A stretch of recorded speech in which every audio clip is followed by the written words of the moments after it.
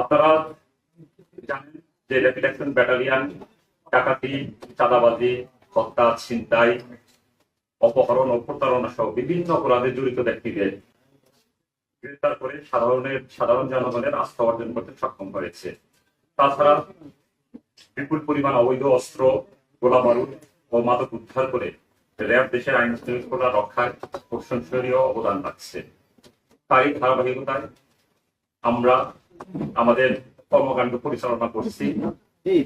গত 14 তারিখ একদল ডাকাত 15 থেকে 20 জন হবে, তারা ইয়াংজি জিয়াং প্রকল্পের মেইন গেটে চলে আসে সন্ধ্যে 7:10 দিকে। মূলত সন্ধ্যে 7টা এবং সকাল 7টা হলো এই ফ্যাক্টরির যে রাতের শ্রমিকদের শিফটিং টাইম। এই সময় মূলত তাদের যে মেইন গেটটা থাকে সেটা বলা যেতে পারে ওপেন থাকে, কেচি গেট যেটা সেটা ওপেন থাকে, অন্যান্য সময় কিন্তু তালাবদ্ধ থাকে। ঠিক 7:10 সময় 15-20 জনের ডাকাত দল তারা মেইন গেটে আসে। মেইন গেটে এসে মেইন গেটের যে দরজা, সেই দরজার ছিটকিনিটা বাইরে থেকে কিন্তু হাত দিয়ে কিন্তু খোলা যায়। ভিতর থেকে ছিটকিনি লাগানো ছিল, তারা ছিটকিনি খুলে ভিতরে প্রবেশ করে ওইখানে 2 জন গার্ড ছিল। প্রথমে গার্ড রুমে এই 2 জন গার্ডকে বেঁধে তারা বাম পাশে তাদের যে অফিসিয়াল বিল্ডিং আছে, দোতলা বিল্ডিং, সেই বিল্ডিংয়ে তারা যায় ডাকাতরা ওখানে গিয়েই নিচতলা একজন চাইনিজ নাগরিক ছিলেন, তাকে অস্ত্রের মুখে জিম্মি করে। আর এই ঘটনার সময় ডাকাতরা আমরা যেটা দেখেছি, আমরা আমাদের প্রাথমিক তদন্তে আমরা যেটা দেখেছি যে বিভিন্ন দলে ভাগ হয়। একটা দল মেইন গেটের বাইরে থাকে, আর একটা দল থাকে আপনার মেইন গেটের ভিতরে, যারা এই গার্ডদের নিয়ন্ত্রণ করছিল। আর একটা দল গ্রাউন্ড ফ্লোরে যে চাইনিজ নাগরিক ছিল তাকে জিম্মি করে রাখে।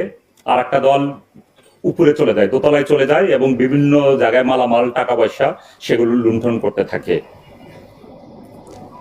এরই মধ্যে আমরা দেখেছি যে তারা ওই ভবনের ভিতরে যে সিসি ক্যামেরা ছিল, একসময় তারা সিসি ক্যামেরাগুলো ভেঙে ফেলে যাতে সিসি ক্যামেরা যাতে রেকর্ডিং না হতে পারে। এদিকে যখন তারা বিভিন্ন মালামাল লুণ্ঠন করতে থাকে তখন একজন চাইনিজ নাগরিক সে বাধা প্রদান করার ফলে তাকে ধারালো ছুরি দিয়ে তাকে কুপিয়ে গুরুতর জখম করে। এখন সে 8 দিন হসপিটালে চিকিৎসাধীন আছেন।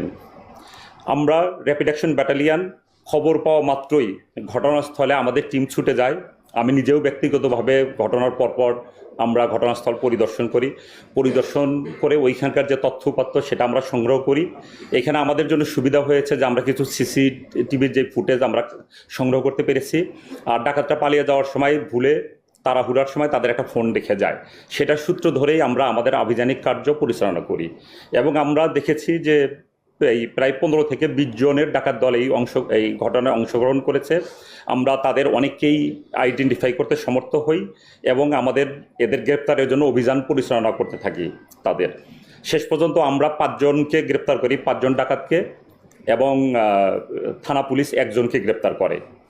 আমরা তাদের পজিশন থেকে 3টি বিদেশি দামি ব্র্যান্ডের ঘড়ি আমরা উদ্ধার করি, লুণ্ঠিত ঘড়ি।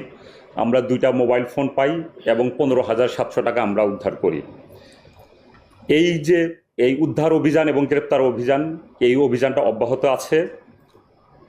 এখানে যেটা দেখা গেছে যে যেই 5 জনকে আমরা গ্রেপ্তার করেছি এরা মূলত হলো কেরানীগঞ্জ এবং মুন্সিগঞ্জের বাসিন্দা।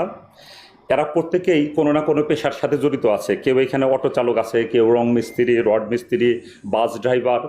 তারা এইসব সাধারণ কার্যকর্মের পাশাপাশি তাদের জিজ্ঞাসাবাদে যেটা আমরা জানতে পেরেছি যে তারা মোটামুটি তাদের দরিদ্রতার জন্যই তারা এই ঘটনাটা ঘটিয়েছে। আমাদের প্রাথমিক জিজ্ঞাসাবাদে আমরা এই তথ্যটাই পেয়েছি।